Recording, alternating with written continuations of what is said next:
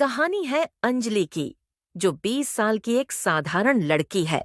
12वीं कक्षा के बाद उसने अपने सपनों को उड़ान देने के लिए बड़े शहर में जाने का निर्णय लिया। उसके माता-पिता किसान थे, जिनके पास इतने संसाधन नहीं थे कि उसे किसी महंगे कोचिंग संस्थान में भेज सकें। लेकिन अंजलि में कुछ कर दिखाने का जुनून था। गांव छोड़कर शहर आना उसके लिए आसान नहीं था।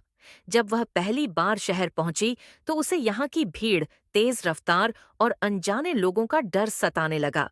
लेकिन उसने खुद को मजबूत किया और एक सस्ते से हॉस्टल में ठहर गई, जहां उसे एक छोटे से कमरे में 3 और लड़कियों के साथ रहना पड़ा।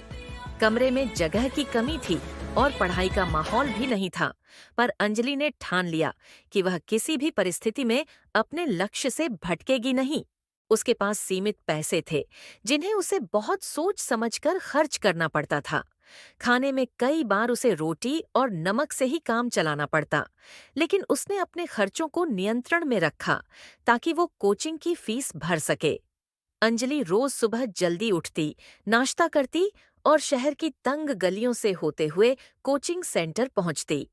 दिन भर की थकान के बाद जब वो हॉस्टल लौटती तो बाकी लड़कियां आराम कर रही होतीं, लेकिन अंजलि फिर से अपने नोट्स निकालकर पढ़ाई में जुट जाती।